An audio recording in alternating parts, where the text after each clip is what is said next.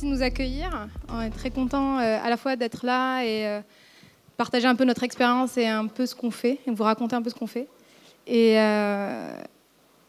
je vais donner la parole à Raoudat pour qu'elle se présente rapidement. Tout à fait. Donc, bonjour à tous et à toutes. Moi, je suis Raoudat Aminou. J'ai cofondé il y a bientôt 3 ans une start-up qui s'appelle Optimiam, qui est une application mobile pour lutter contre le gaspillage alimentaire, où on informe les consommateurs qui ont l'application lorsque les commerçants autour d'eux font des promotions pour vendre leur stock du jour moins cher au lieu de les jeter. Voilà. Déjà, bonjour à tous. Moi, je m'appelle Moussa Kamara. Je suis le président cofondateur d'un programme qu'on appelle Les Déterminés. C'est une formation qui a pour but et qui a pour ambition de démocratiser l'entrepreneuriat des jeunes, et notamment dans les quartiers. C'est une formation totalement gratuite, accessible, où on sélectionne des personnes et pas des projets qui ont cette envie et cette volonté de vouloir devenir entrepreneurs. Et je vous expliquerai plus dans les détails tout à l'heure. Voilà. Donc, moi, c'est Salima Maloufi et je travaille à la mission French Tech, qui est pilotée au ministère de l'économie. C'est une initiative, une politique publique innovante, puisqu'on est là en soutien d'écosystème. Et pour être en soutien de l'écosystème, il faut être à son écoute. Et on le verra un peu plus tard dans la présentation. Ce que ça nous amène comme action. Donc la French Tech, c'est aussi, c'est surtout, j'ai envie de dire, les acteurs, vous qui travaillez pour ou dans les startups. Et c'est quelque chose d'assez ouvert, c'est un écosystème qui est très riche, qui est protéiforme, et les réponses qu'on apporte et qu'on doit apporter, nous, en tant que, avec notre politique publique, elles doivent être adaptées, et c'est ce qu'on essaye de faire. Quand on m'a proposé de rejoindre la mission French Tech, donc moi, je ne viens pas du tout de votre écosystème. Donc il y a plein de mots que je ne maîtrise pas, plein de vocabulaire que je n'ai pas encore, plein de personnes que je ne connais pas. Donc j'arrive avec un œil un peu nouveau. On m'a proposé d'intégrer la mission French Tech en me disant il y a un constat qu'on va partager dans pas longtemps, que je vais vous montrer. On aimerait faire de la diversité. L'une des premières questions et première chose qu'on a fait en entretien, c'est qu'est-ce que vous appelez diversité ? Si on parle de diversité parce qu'on n'ose pas dire personne noire, d'origine maghrébine, moi ça ne m'intéresse pas. Moi j'ai une expertise en diversité et mon expertise est plus large. J'estime que la diversité, agir, s'engager en matière de diversité, c'est avoir une vraie politique d'inclusion, c'est de faire en sorte que chacun, avec ses différences, puisse intégrer une entreprise, un écosystème. L'idée, c'est pas juste de faire de la com, où il n'y a pas juste un enjeu d'image. L'idée, c'est de se dire que les talents, il faut aller les chercher là où ils sont, et qu'il y en a beaucoup, et qu'on passe très souvent à côté de talents. Donc c'était la première chose. Bien évidemment, on a aussi un volet de lutte contre les discriminations, parce qu'il faut aussi faire en sorte que les droits de chacun soient respectés. Voilà. Donc ça, c'est la première chose. Donc, le constat, quand j'ai commencé à m'intéresser à l'écosystème startup, à la French Tech, le constat, il est plutôt sympa, en fait. Le constat, il est sympa parce qu'on a un écosystème qui est hyper dynamique. On a un nombre de créations d'entreprises qui a augmenté de 30% entre 2012 et 2015. On a un chiffre d'affaires moyen par start-up qui augmente, qui est impressionnant sur ces dernières années. Et en même temps, avec mon œil un peu nouveau, c'est pour ça que je le disais en préambule, quand j'arrive, je découvre un écosystème dont la culture est plutôt agréable, plutôt sympa. Une culture c'est une culture de l'innovation, clairement. Il y a ce goût de l'innovation, il y a cette recherche de l'innovation. C'est une culture... Souvent, je parle de culture d'entreprise. Enfin, j'ai l'habitude de parler de culture d'entreprise. Là, je parle de culture d'écosystème. Il y a quand même ce lien transparent qui relie toutes les personnes que je croise et toutes les institutions qui tournent dans cet écosystème. Il y a aussi ce volet vraiment très tourné vers l'international. Et enfin, j'ai l'impression, en tout cas ça se confirme de plus en plus, il y a une faible résistance au changement. C'est quand même un écosystème, des start-upers, des acteurs qui sont hyper agiles et qui changent beaucoup. Pourquoi je rappelle ces éléments ? Parce qu'à la fois, sur le côté économique, on voit bien qu'il y a une vraie opportunité, et à la fois en termes de culture et en termes d'environnement, on voit bien que c'est un environnement qui est assez favorable à la diversité. Pourquoi ? Parce que la diversité, quand on veut faire de la diversité, en réalité, on mène une politique de conduite du changement. On emmène l'écosystème, on emmène une entreprise, on emmène une structure à changer, à se repenser, à se demander qu'est-ce qui est essentiel dans son écosystème et qu'est-ce qu'on peut changer, qu'est-ce qu'on peut laisser sur le côté pour évoluer. Et il se trouve qu'il y a quelques éléments sur lesquels il serait plutôt bien d'évoluer dans notre écosystème. Parce que si on regarde le Start-Upper en 2017, si on regarde la répartition homme-femme, c'est plutôt masculin. Donc si on fait le portrait robot, on a un homme à 87%. On a un homme qui a fait une grande école et qui a plutôt 39 ans. Donc en termes de diversité, on fait mieux. Il y a plein d'autres critères qu'on pourrait étudier. Il y a plein de choses certainement que vous sentez quand vous voyez l'écosystème ou quand vous rencontrez les gens. Effectivement, il n'est pas très divers, cet écosystème. Et en même temps, il y a de vrais enjeux à avoir un écosystème divers. Et donc, on passe à côté, je le répète, mais on passe à côté de vraies opportunités. Voilà. J'ai envie de dire aussi, juste avant de vous présenter le programme, envie de dire que l'écosystème n'est pas divers. Et le fait de faire ce constat, et c'est pour ça que j'ai commencé par vous dire ce que je pensais de l'écosystème et ce qu'on retrouve de cet écosystème, en tout cas ce qui ressort quand on ne le connaît pas, c'est quand on a peu de diversité, ça ne veut pas dire qu'il y a des bons et des méchants. Quand on a peu de diversité, ce n'est pas forcément parce qu'on n'en veut pas. Il y a souvent peu de diversité, tout simplement parce que le système il est super bien fait pour se reproduire. Et ça demande plus un effort de le changer et d'aller vers plus de diversité, plutôt que de rester comme il est. En fait, si on ne fait rien, le système il va se reproduire. C'est ce qu'on appelle, même si aujourd'hui ça a pris un autre sens, mais ce qu'on appelle la méritocratie, c'est-à-dire qu'on a un système de personnes qui sont bien formées, qui vont dans des bonnes écoles et qui se reproduisent un peu. Voilà. Donc, alors, je le dis tout de suite, je suis super fière d'être en France, d'être française et d'avoir des grandes écoles aussi renommées. C'est une vraie chance. Le sujet est ce qu'on dit, et quand on monte le programme French Tech Diversité, l'idée, c'est pas de dire il ne faut pas qu'il y ait de grandes écoles. L'idée, c'est de se dire que quand on a deux fondateurs qui ont fait une grande école, peut-être que de mettre à côté un fondateur qui a fait l'université, parce qu'il y en a aussi beaucoup en France, qui a peut-être pas fait d'études, qui est entrepreneur autodidacte, peut-être que ça apportera quelque chose de différent. Peut-être qu'en termes de méthodologie, en termes de raisonnement, peut-être que ça peut apporter quelque chose qui est intéressant. Je dis peut-être, et en fait j'en suis convaincue, moi je suis certaine qu'en apportant deux personnes, une personne formée différemment, dans un milieu différent, ça peut apporter beaucoup de choses. Donc, partant de ce constat, on a décidé de monter le programme French Tech Diversité. Je vous le disais en préambule, la mission French Tech, qui est au sein du ministère de l'économie, est là pour soutenir l'écosystème. Donc on a son écoute, on identifie avec l'écosystème un certain nombre de freins et on essaye de donner une impulsion. L'idée, c'est qu'au-delà du programme que je vais vous présenter, on a une impulsion plus globale sur l'écosystème. Alors, donc on a créé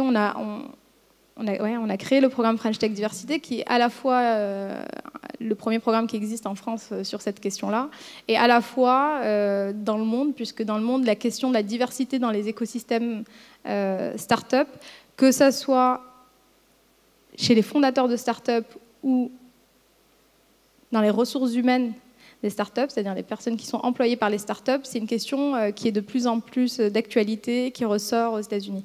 On n'est pas les meilleurs en diversité, de manière générale, mais notre écosystème, il est assez équivalent à ce qu'on retrouve dans tous les autres écosystèmes start-up et tech, de manière générale, donc peu de femmes notamment.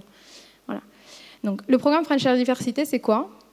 Donc, avant de dire c'est quoi, pourquoi on a monté le programme? Donc, comme je vous l'ai dit depuis tout à l'heure, mais il y a un vrai enjeu économique, d'accord, d'innovation pour innover. Quand on a des personnes avec des profils différents, on va quand même plus loin. Il y a un vrai enjeu aussi d'image d'entreprise, de ce qu'on renvoie en termes d'entreprise quand on est dans une société qui est pluriculturelle, avec, vous le savez aussi bien que moi, mais quand on est une entreprise, quand on vend à des clients de 7 à 77 ans et qu'on n'a qu'une typologie de personnes qui travaillent dans l'entreprise, c'est un vrai enjeu. Donc c'est un enjeu aussi de ressources humaines et de marque employeur en France et à l'international. Il y a un enjeu sociétal parce que c'est compliqué de faire un business durable quand le tissu autour ne l'est pas. Donc c'est assez compliqué. Il vaut mieux qu'il le soit, il vaut mieux avoir une intégration dans le territoire, il vaut mieux être au plus près de ce qu'ont besoin les clients et de ce qu'ont besoin essentiellement les prospects, les futurs clients. Et il y a aussi tout simplement un enjeu juridique pour pour les start-upers, pour les personnes qui sont fondateurs de start-up, parce que concrètement, discriminer, c'est juste interdit, en fait, et c'est juste un délit pénal. Et donc, il faut quand même être au fait de ces questions-là pour être sûr de respecter le cadre légal à minima, j'ai envie de dire, mais je suis sûre que l'écosystème ira plus loin. Voilà. Donc, on a monté le programme French Tech Diversité, et ce programme, il vise à introduire plus de diversité sociale dans l'écosystème. Pourquoi on le fait? Parce que si on n'a pas une action positive maintenant sur l'écosystème il va grossir, continuer à avoir une belle dynamique, mais on aura toujours très peu de diversité sociale. Donc on a défini la diversité sociale sur plusieurs critères. Donc on a notamment, alors, il y a eu de longues discussions, parce que comment on définit la diversité sociale, c'est un peu compliqué. Donc on a choisi comme critère, 1, les étudiants boursiers, 2, les personnes qui sont bénéficiaires des minima sociaux, 3, les personnes qui vivent dans les quartiers de la politique de la ville, donc des quartiers qui sont ciblés, qui sont identifiés comme étant des quartiers où on a moins de revenus, ou moins de facilités, voilà. Donc on a ciblé ces 3 populations et on a rajouté une dernière catégorie qui permet aux personnes qui estiment faire partie de cette diversité sociale, parce qu'elles sont autodidactes, parce qu'elles ont un parcours atypique, de pouvoir postuler également au programme et d'être éligibles. Toutes les personnes les lauréats, les 35 lauréats du programme, seront hébergés pendant 1 an en incubateur. Donc on a des incubateurs partenaires qu'on a identifiés. On a fait une première expérimentation à Paris. Elles bénéficieront d'un financement de 45 000 € et d'un accompagnement individuel et collectif. Cet appel à projet, il a déjà commencé. On avait fait 2 paris quand on a lancé cet appel à projet. 1, que ces start-upers, que ces personnes, que ces fondateurs de start-up existent. On ne va pas les créer. Donc on a ouvert un appel à candidature, tout ce qu'il y a de plus classique, sur une période tout ce qu'il y a de plus classique, puisqu'on l'a laissé ouvert 1 mois et demi. On a fait le sourcing aux beaux endroits. Et le premier beau challenge qu'on a remporté, c'est qu'on a eu 274 projets qui ont postulé au programme. Et donc on était assez contents sur 35 startups, ça fait quand même un beau ratio de sélection. Et donc c'est qu'il y a un vrai besoin, il y a quelque chose. Voilà.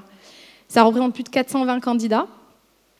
Et là où on a un deuxième challenge qu'on a remporté, c'est qu'on a eu 30% de femmes. Donc ça, c'était aussi quand même un beau succès, puisque dans l'écosystème, aujourd'hui, on est à 12%, donc on a quand même un peu plus de femmes. Comme quoi, aller vers la diversité aussi, de manière plus générale et assez inclusive, ça permet aussi d'avoir plus de femmes.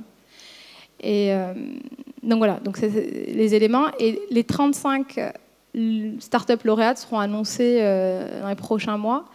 Le dernier challenge qu'on avait remporté avec ce programme, c'est de se dire, est-ce que, donc, je vous l'ai dit, est-ce qu'on répond à un vrai besoin et est-ce qu'ils existent, ces personnes? Et 2, est-ce qu'on aura des projets différents? Qu'est-ce que ça va apporter en termes d'innovation? Comme je disais tout à l'heure, pour nous, la diversité, ça apporte en innovation, ça apporte à l'écosystème. On vous présentera les startups et je suis assez convaincue que vous verrez qu'elles sont assez innovantes et c'est assez sympa, il y a une belle énergie, on aura nos lauréats très bientôt. Mais les retours qu'on a des incubateurs qui ont participé au processus de sélection, c'est que oui, la réponse est oui. Les projets sont un peu différents, les profils aussi, et ça apporte ces personnes, c'est assez intéressant individuellement de les aider et de les accompagner, mais c'est aussi hyper intéressant pour l'écosystème, pour les incubateurs, d'avoir des fondateurs un peu différents qui sont là et qui vont apporter cette énergie avec comme fil conducteur l'envie, 1, de monter une start-up à succès et 2, d'y travailler a priori, j'ai envie de dire 7 jours sur 7 et d'y mettre toute l'énergie nécessaire. Voilà.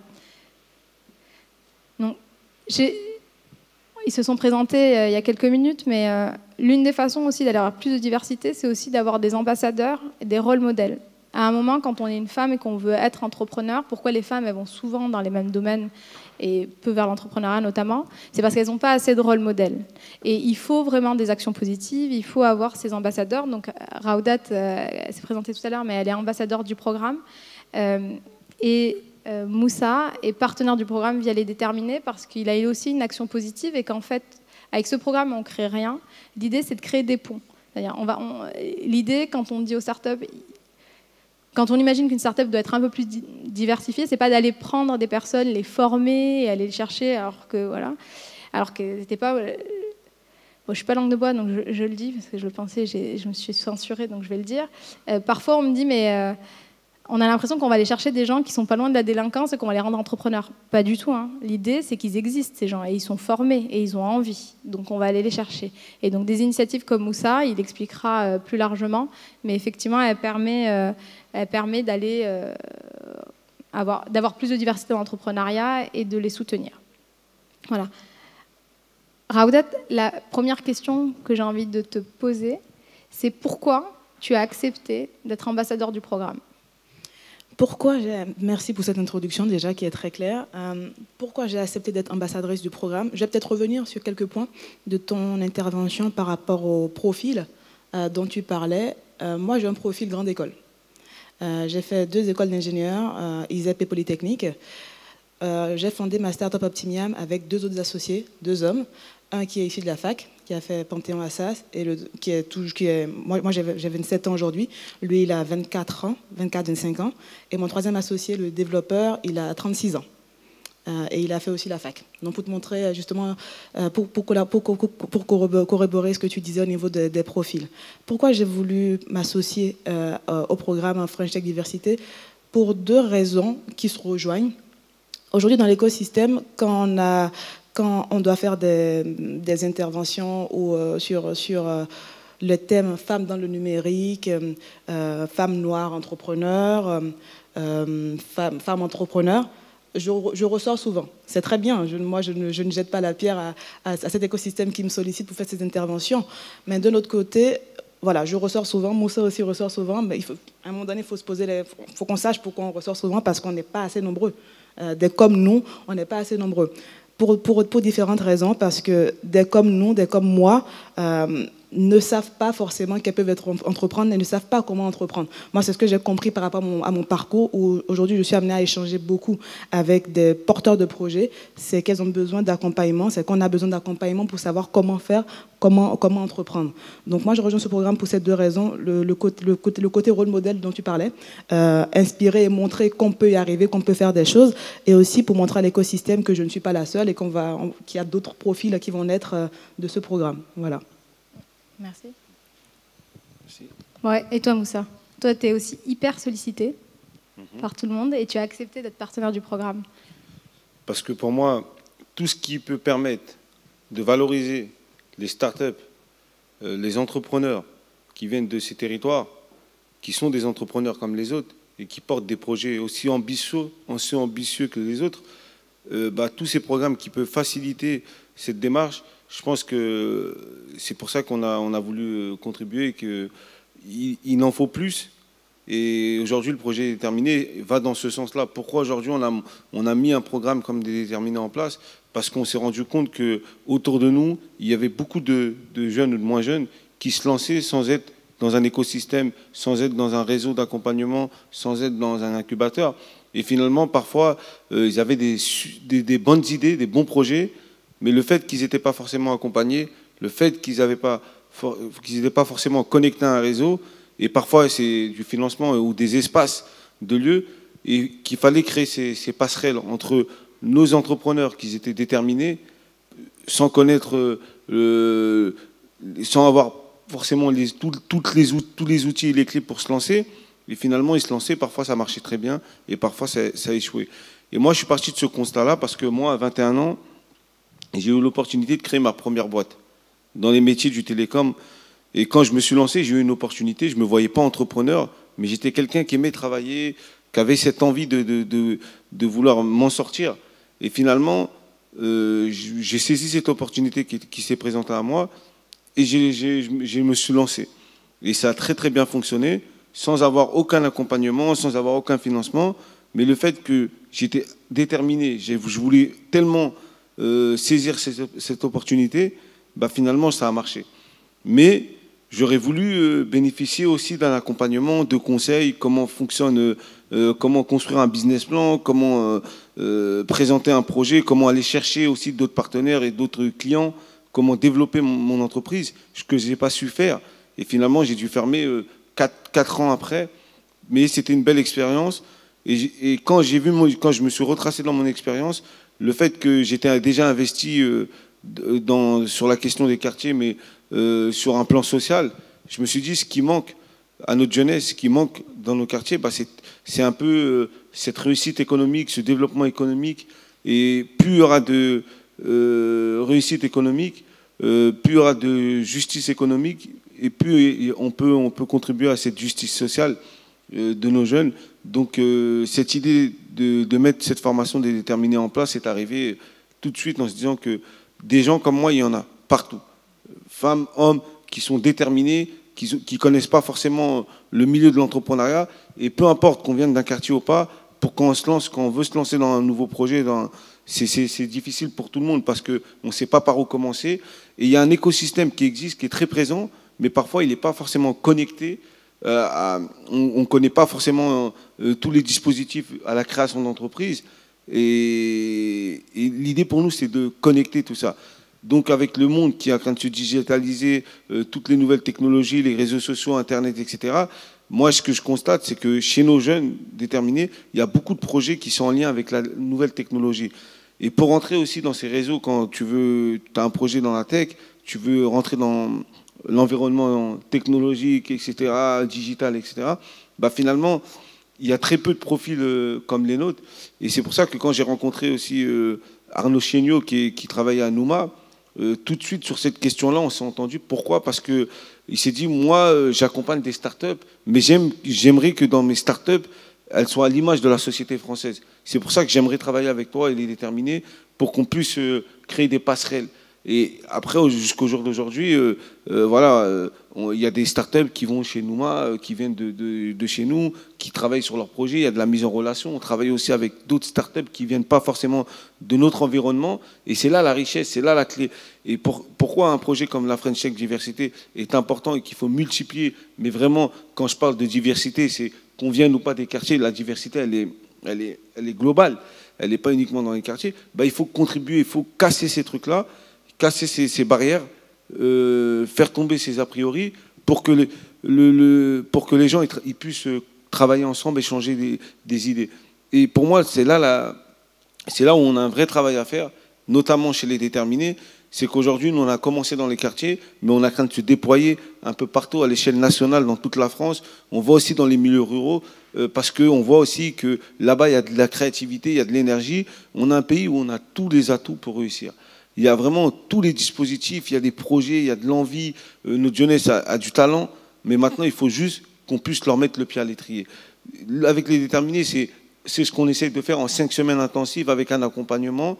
Et je pense que le programme, c'est pour ça que moi, dès que le programme, on s'est rencontrés, tu m'as parlé du programme, tout de suite, j'ai dit, moi, j'ai beaucoup de personnes, de porteurs de projets dans mes formations, qui ont des projets dans la tech, et ce qui leur manque, c'est un peu rentrer dans cet écosystème digital, etc., avec un coup de pouce financièrement, mais aussi un réseau et un accompagnement solide. Ça, je pense que si on arrive à multiplier ces initiatives-là, demain, on va être les numéros 1 partout, au niveau des startups, dans la tech, dans le digital. Donc moi, j'y crois, et c'est pour ça qu'il faut continuer, on continuera à vous accompagner, à être partenaire de cette initiative. Merci. Merci Moussa. Oui, je voulais juste rebondir sur tout ce que Moussa a dit. Ça fait écho parce que, en fait, quand je rencontre les personnes qu'on appelle la diversité, ce qui ressort beaucoup, moi, c'est la notion de fierté. Ils me disent toujours, on est fiers de toi. On est fiers de ce que tu fais. On est fiers de toi en tant que femme. Parce qu'il n'y a pas beaucoup de femmes qui entreprennent, de femmes dans la tech, de femmes noires qui entreprennent. On est fiers de toi. Et moi, je leur dis, c'est touchant, mais pourquoi vous ne le faites pas? Ah oui, mais toi, c'est facile. Tu as fait des écoles d'ingénieurs. Tu es tech, toi, tu es développeur. Tu as fait Polytechnique, tu as le réseau qui va avec. C'est vrai. Il faut dire les choses comme elles sont. C'est vrai, j'ai eu le réseau, j'ai eu le réseau de Polytechnique qui m'a permis de me lancer facilement. J'ai eu des financements qui vont avec. J'ai levé des fonds dans l'écosystème start-up, comme tu dis, l'écosystème tech. Donc moi, je leur disais que c'était possible, parce qu'il y a différentes formations. Faut pas juste penser. Je suis ingénieur, mais je ne développe pas. J'ai réussi à trouver des partenaires qui développent avec moi. Donc il y a différentes formations, mais c'est vrai qu'avant que j'entende parler de ce programme French Tech, je leur disais qu'il y avait des possibilités, différentes voies, mais je n'avais pas un nom précis à leur donner. Et c'est ce que ce programme a apporté aujourd'hui. J'ai la réponse précise. Avec le programme French Tech auquel tu es éligible, tu as le financement, tu as l'accompagnement et tu as les locaux. Ce qui est concrètement, si on simplifie, hein, les 3 besoins fondamentaux pour se lancer. Donc avant, j'avais toujours cette réponse. Certes, moi, j'ai eu ce volet écosystème qui m'a favorisé parce que je suis passée par des grandes écoles, mais tout le monde peut le faire. Il faut passer par différentes voies. Mais maintenant, c'est pour ça que j'ai vraiment rejoint ce programme, pour leur dire, voilà la réponse, voilà une des réponses en tout cas, celle qui est remontée à mon oreille, autant en profiter. Est-ce que toi, Raoudat, qui a un parcours, tu le disais juste maintenant, grande école, plutôt tu as du réseau, est-ce que tu rencontres en tant que femme entrepreneur des freins, en tant que femme noire, peut-être aussi, des freins dans ton parcours? Est-ce que j'ai rencontré des freins dans mon parcours? C'est filmé tout ça. Hein. Ou est-ce que tu as l'impression que c'est plus compliqué pour toi que pour d'autres? Est-ce que c'est plus compliqué? Bon, je vais prendre l'exemple de la levée de fonds. Avec Optimiam, on a levé 800 000 € en 2016. On a levé, je dirais, en 3-4 mois. En moyenne, dans l'écosystème parisien, on est sur du 6 mois pour faire sa levée de fonds. Je n'ai jamais douté que j'arriverais à lever. Je n'ai pas douté que j'arriverais à lever. Parce que j'étais convaincue de mon projet, parce que je savais le vendre. Je savais que j'arriverais à lever. Là où j'ai eu des doutes, je vais vous raconter un rendez-vous client. Je ne citerai pas le client, bien sûr. Un rendez-vous client, je suis allée avec mon associé et on a fait la présentation, on faisait la présentation. Je ne sentais pas d'intérêt. Il n'y avait pas directement d'intérêt sur ma présentation. Et il ne me regardait jamais, le client ne me regardait jamais. Du coup, je ne savais pas ce qui se passait. Je me disais, il y a peut-être un problème avec le fait que je sois une femme, peut-être avec le fait que je sois noire, je ne sais pas trop. Mais il écoutait mon associé. Jusqu'à ce qu'on arrive au slide équipe. Là, on arrive au slide équipe, il voit Polytechnique, Rothschild, et là, donc vous disiez. Donc, il y a quand même ce petit, il faut le dire, il y a quand même ces petits labels qui font tilt dans ce qu'on appelle l'écosystème, qui font que des fois, on n'est pas pris au sérieux, et pour le peu qu'on ait ces labels, on peut être pris au sérieux. Donc, je ne dirais pas que j'ai eu des freins, parce qu'au final, je suis arrivée à ce que je voulais concrétiser avec Optimiam, parce que j'avais 100 fois plus de volonté, je me suis battue plus. C'était normal, je ne sais pas si c'est normal de dire que c'était normal, mais j'étais convaincue que j'allais arriver en me donnant beaucoup plus pour y arriver, au fait. Ouais. Et toi, Moussa, les entrepreneurs que tu accompagnes, enfin les déterminés, puisque tu t'appelles comme ça, est-ce qu'ils rencontrent des freins particuliers? Est-ce que tu as évoqué un peu tout à l'heure, mais ouais.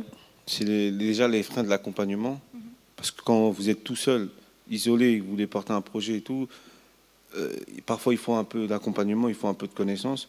Même si vous êtes déterminé, c'est bien parce que ça va vous permettre de taper aux bonnes portes. Après, c'est les lieux, surtout les lieux. Nous, ce qui est très important, parce que ce qui tue aujourd'hui les entrepreneurs, c'est quand ils restent isolés chez eux dans leur chambre en train de travailler leur projet. Pour moi, un entrepreneur, tout de suite, il doit aller en avant dans l'écosystème de start-up, de démarrer aussi avec... Et c'est ce qu'a créé les déterminés, ça a créé un réseau, un club d'entrepreneurs qui sont à peu près au même niveau ou un peu avancés. Et ils sont tous dans une démarche de développement, de construction de projets et tout. Et pour moi, ça, c'est une force qui est incroyable. Moi, je leur dis toujours, vous avez rencontré, nous, il y a beaucoup de guest speakers qui viennent nous rencontrer, comme Thierry Marx, Ludovic Lemont, Fanny Péchodia, Pierre Gattaz et d'autres entrepreneurs emblématiques qui viennent nous rencontrer. Mais je leur dis, la force, ce n'est pas tous ces entrepreneurs emblématiques ou ceux qui ont réussi que vous rencontrez qui vont créer des opportunités.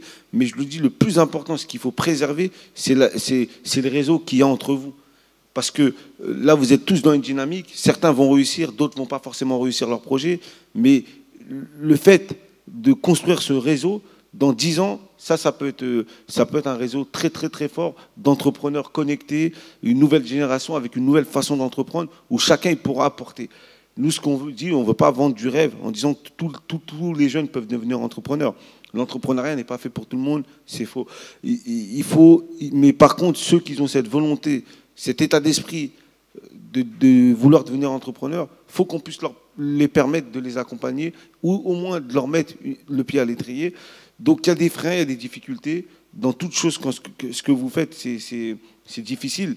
Mais moi, comme je leur dis, après la difficulté, il y a la facilité. Et surtout, c'est que, voilà, si le rôle le rôle qu'on doit jouer, le rôle que mes entrepreneurs peuvent jouer, c'est créer vraiment cette exemplarité, se dire que d'autres personnes, le fait de voir des personnes qui n'étaient pas forcément diplômés ou d'autres qui sont diplômés et qui ont réussi, des exemples comme Rada, bah, je pense que ça inspire. Ça a inspiré d'autres personnes à vouloir faire la même chose. À se dire, bah, finalement, si eux, ils ont réussi, moi aussi, je peux le faire. Et de montrer que c'est possible. Donner un peu d'espoir aussi à notre jeunesse qui a vraiment tous les talents. Bah, je pense que si on arrive à faire un peu ça, bah, nous, on aura fait notre part avec les déterminés. Si chacun fait sa part, je pense que ça peut créer vraiment un écosystème. Et deuxième point, c'est qu'on parle de diversité, on parle de quartier, on parle de tout ça, de milieux ruraux. Mais moi, je le dis toujours, nous, on ne forme pas des entrepreneurs pour que ce soit des entrepreneurs de quartier ou des entrepreneurs qui resteront autour de leur zone de confort. Pour nous, nos entrepreneurs, ils doivent faire partie intégralement de l'écosystème économique du pays. Et au-delà du pays, parfois, ils ont même des projets internationaux. Et aujourd'hui, le digital, l'environnemental, l'international, c'est des notions qu'il faut intégrer tout de suite dans la tête de nos futurs entrepreneurs parce que c'est le monde de demain. Le monde évolue. Il y a une nouvelle façon d'entreprendre, comme je disais tout à l'heure. Il faut que nos entrepreneurs ils soient à l'avant-garde de tous ces changements dès le départ. Et c'est un peu l'état d'esprit qu'on essaye de leur mettre en tête, en fait. Voilà. Vous le décrivez bien, hein, notamment Moussa, quand tu dis l'effort que ça demande, de toi Raouda, quand tu dis que ça a demandé beaucoup d'efforts, tout cet effort, il apporte quoi concrètement à l'écosystème? C'est-à-dire, pourquoi l'écosystème il va mettre autant d'efforts? Pourquoi l'écosystème il faut qu'il se mobilise? Ça ne se fait pas naturellement, donc il faut de l'énergie. Pourquoi il mettrait cette énergie-là pour avoir plus de diversité? Ça lui apportera quoi concrètement? La première réponse qui me vient à l'esprit, c'est la diversité déjà dans les projets. Aujourd'hui, moi je suis le type d'entrepreneur qui apporte une solution à un problème existant. Je ne vends pas pour disrupter un marché, je veux juste résoudre les problèmes existants. Et les problèmes, on les vit au quotidien. Et chaque entrepreneur ou chaque personne a son quotidien. Tu parlais des quartiers, mais moi aujourd'hui, ça va être difficile pour moi d'apporter une solution pour un problème de quartier si je ne vis pas dans le quartier. Donc la première réponse qui me vient à l'esprit, c'est juste déjà la diversité en termes d'idées, en termes de problèmes à résoudre déjà. Déjà la première.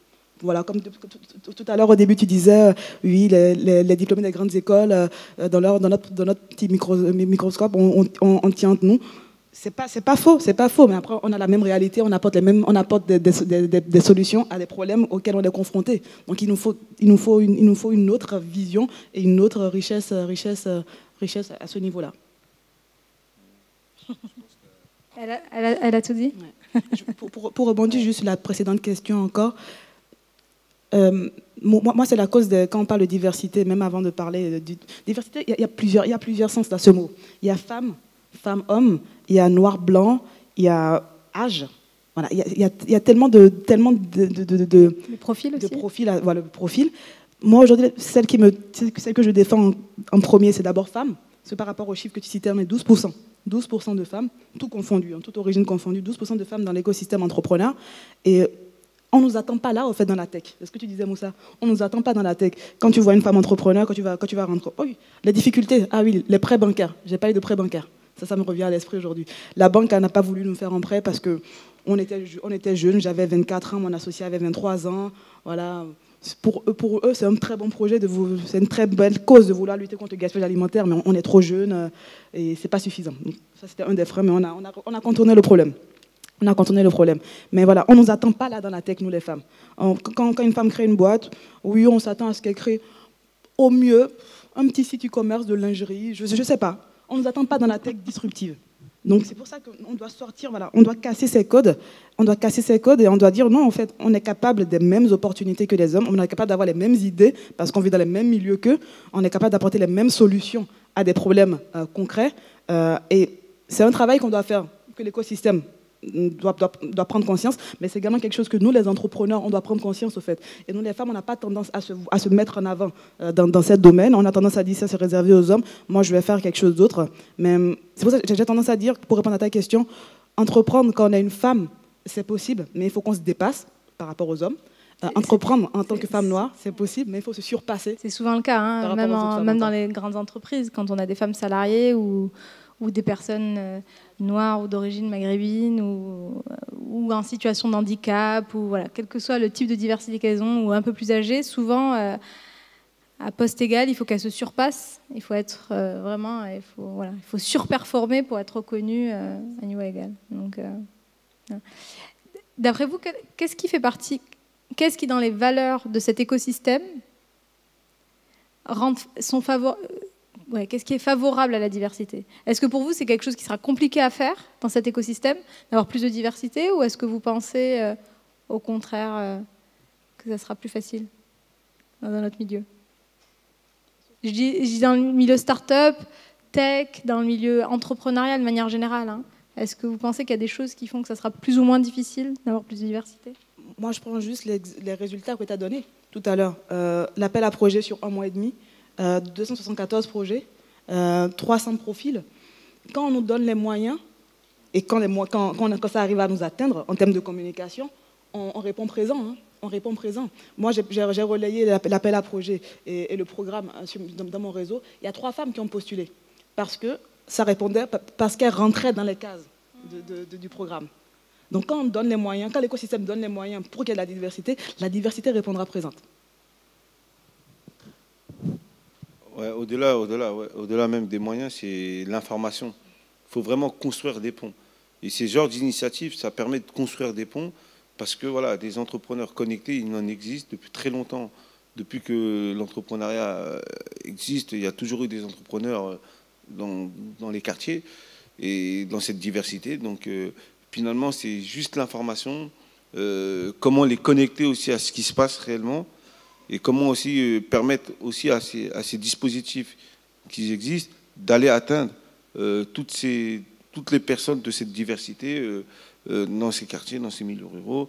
Voilà, moi je pense que quand on lance une initiative telle que des programmes, des incubateurs, à un moment donné, il faut sortir de sa zone de confort, il faut aller aussi sur des terrains qu'on ne nous attend pas forcément. Et je pense que c'est comme quand on cherche un trésor, on va là où c'est le plus difficile, où là personne ne va, et finalement quand on arrive à extraire ce trésor, il est magnifique. Moi c'est un peu cette image que je vois, ces startups qui existent et ces entrepreneurs qu'il y a sur nos territoires. Je pense que c'est des trésors qui sont cachés en eux, qu'il faut révéler. Et c'est ce qu'on essaie de faire avec. Et de plus en plus, il y aura des initiatives comme ça qui vont se créer. Et de plus en plus, il y aura une valeur ajoutée, il y aura des entrepreneurs qui vont se confondre et qui vont se fondre vraiment dans cet écosystème et cet environnement startup. Tu dis que tu sollicites beaucoup les personnes de l'écosystème, les institutions de l'écosystème. Tu parlais tout à l'heure de Numa. Et j'en connais plein d'autres que tu sollicites. Ouais. Tu es accueilli comment quand tu y vas? L'écosystème, il accueille comment en fait cette diversité? Franchement, pour vous dire la vérité, ils sont demandeurs. Ils sont demandeurs. On trouve toujours au moins une personne qui est super investie sur cette question-là, qui va permettre d'ouvrir des portes. Voilà, nous, on a rencontré Arnaud Chéniaud de Numa. Tout de suite, le premier jour qu'il nous a rencontrés, il est venu en tant que jury. Vraiment, il contribue, il crée que des passerelles.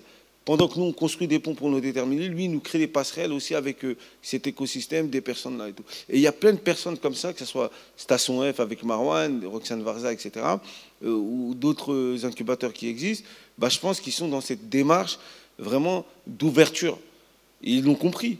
S'ils le font, c'est qu'ils l'ont compris. Ils savent qu'à un moment donné, depuis très longtemps, en France, on a craint de louper, on a craint de rater toute une génération d'entrepreneurs qui vont arriver dans les prochaines années, qui vont vraiment réussir. Voilà, le prouve aujourd'hui par son projet et tout, qui est parti de rien. Finalement, elle avait aucun réseau dans ce milieu-là. Et elle s'est construite, elle n'a pas lâché. Elle construit son projet. Aujourd'hui, elle intervient dans des tables rondes, elle parle un peu de son histoire.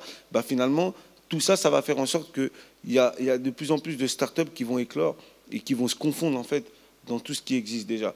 Et c'est le but. L'idée, c'est pas d'isoler, c'est pas de créer des communautés d'entrepreneurs, de communautés. Non, faut prôner vraiment l'ouverture à l'autre.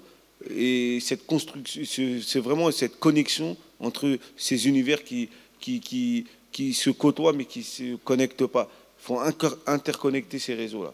Je pense que si on fait ça, bah, on peut être fier du travail qui va aboutir dans quelques années. Donc tu nous donnes une conclusion, ou tu me donnes une conclusion parfaite, c'est de dire qu'à la fois ces talents existent dans l'écosystème, ou pas dans l'écosystème d'ailleurs, mais qu'on essaye de faire venir là, et à la fois l'accueil dans l'écosystème est hyper positif, il y a un vrai besoin, une vraie envie, et c'est un écosystème qui est plutôt favorable, ce que je disais au début, puisqu'il a envie d'être innovant, il a envie de changer, il a un regard sur le monde. Et en fait, on ne sait pas juste comment il faut le faire. Et c'est avec des initiatives comme les tiennes notamment qu'on essaye de combler ce manque. Voilà. Bah, en tout cas, ce que je peux vous dire, c'est que Web Today, nous, on est ravis, vraiment ravis de vous accueillir. Que si on peut faire plus pour la diversité, honnêtement, on le fera. Puis on salue au passage Arnaud Chagnot. Tu as mentionné Arnaud là tout de suite de Numa, qui est dans la salle, je crois. Hein. Ouais. Donc voilà, et qui nous a permis aussi de monter en partie cette conférence. Donc un grand merci de la part de l'équipe organisatrice, Arnaud, pour ça aussi. On peut les applaudir. Je vais vous laisser... Merci.